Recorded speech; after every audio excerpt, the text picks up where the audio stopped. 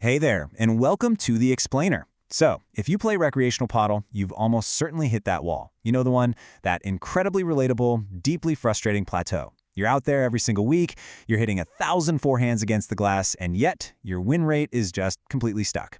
Well, today we are going to dive into this and fundamentally rebuild your game from the ground up. We've got an architectural blueprint that's finally going to get you off that plateau.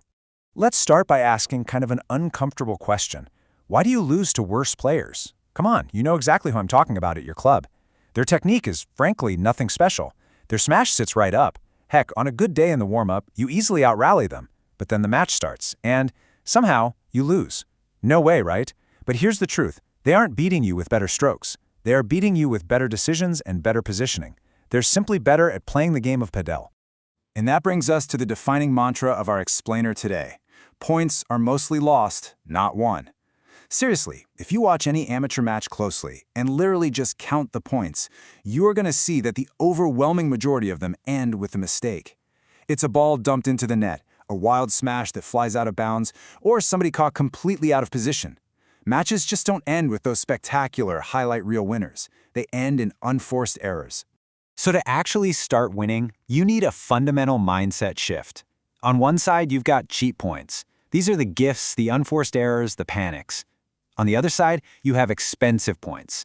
These are your beautifully constructed rallies and earned winners. Here's the secret, guys. You will never, ever win a match on expensive points alone. To start winning, your goal isn't to manufacture more brilliance. It's simply to stop handing out cheap points and force the other team to give you theirs. To make that happen, we're going to use our blueprint of the 4 walls. Wall 1, court positioning. Wall 2, strategic patience. Wall 3, reliable precision. And wall 4, applying pressure. We absolutely must build this game sequentially, right from the ground up in this exact order. Because honestly, a beautiful smash is completely useless if you're standing in the wrong place. All right, let's start with wall 1, court positioning. We're starting here because this is absolutely your highest leverage, lowest effort fix. You are bleeding the most points right here, and guess what? It costs literally 0 physical skill to just stand in the correct place and move efficiently. So let me proudly champion this next concept, the split step. I know, it sounds super boring, but it is your ultimate secret weapon. It's just a small, light hop that lands you on the balls of both feet at the exact moment your opponent strikes the ball. Timing is everything here. Do it right, and you convert stationary readiness into loaded, spring-like readiness. It buys you a full beat of extra reaction time, without you needing to be even 1% more athletic. Now think of the paddle court as being divided into exactly 3 zones. Zone 1 is the net. That's your attacking zone. Zone 3 is the back, which is your defending zone.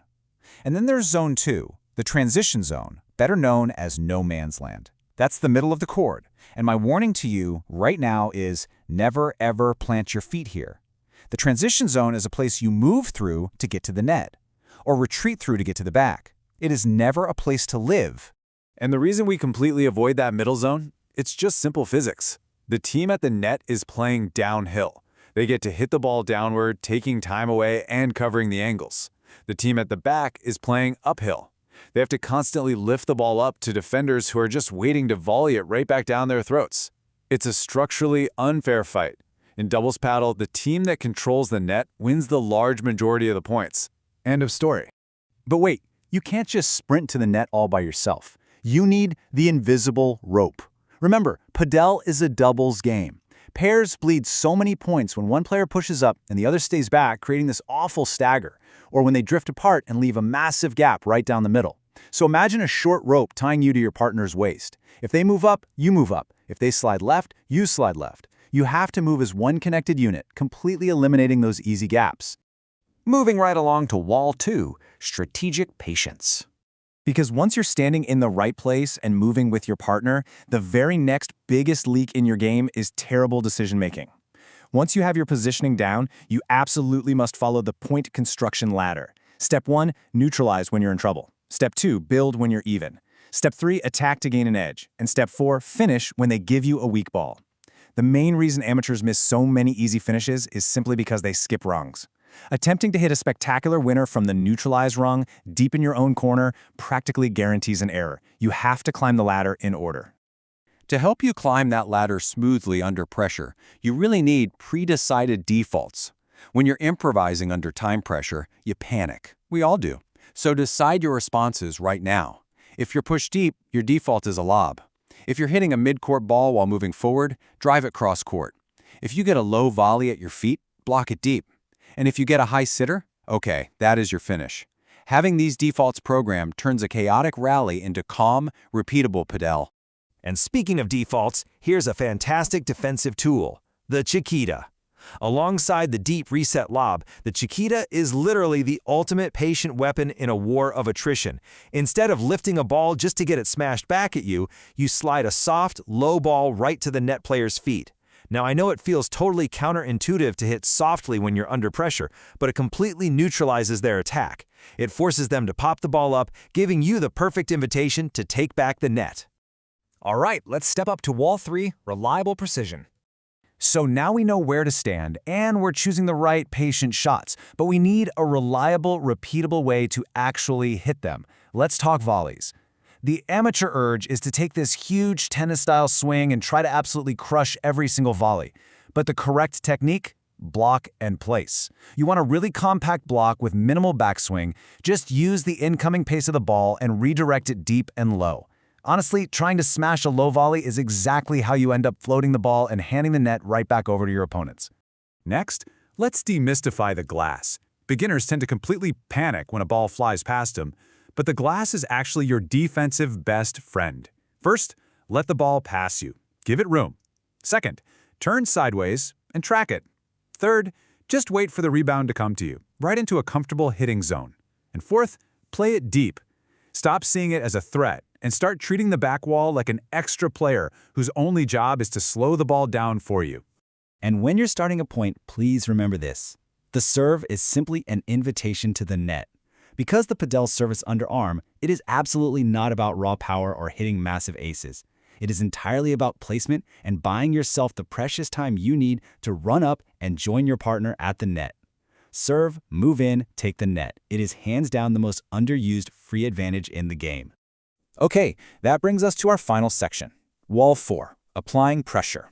It's so crucial to understand here that attacking shots only work when your foundation of position, patience, and precision is already built. So let's talk about overheads, the bandeja versus the smash. Amateurs absolutely obsess over the smash. They try to violently end the point every single time a lob goes up. But actually, the bandeja is the most important overhead in Padel. It's a controlled, slice shot hit right around shoulder height. It doesn't win the point outright. Instead, it keeps your opponents pinned at the back so you can keep the net. That smash you love so much, that is strictly reserved for short, sitting lobs only. Now, once your bandeja is super reliable, it's time to upgrade to the vibra. Translating to viper, this shot sits right in the sweet spot between the control of the bandeja and the kill of the smash. It's got a whippier action and a lot more side spin, making the ball skid aggressively off the glass. It pushes your opponents way harder while still keeping you safely in a great court position. This concept of intent completely transforms the lob too. You have the defensive reset lob, which is your high deep ball hit when you are in trouble. It buys you time and pushes the net team back. But then you have the offensive weapon lob.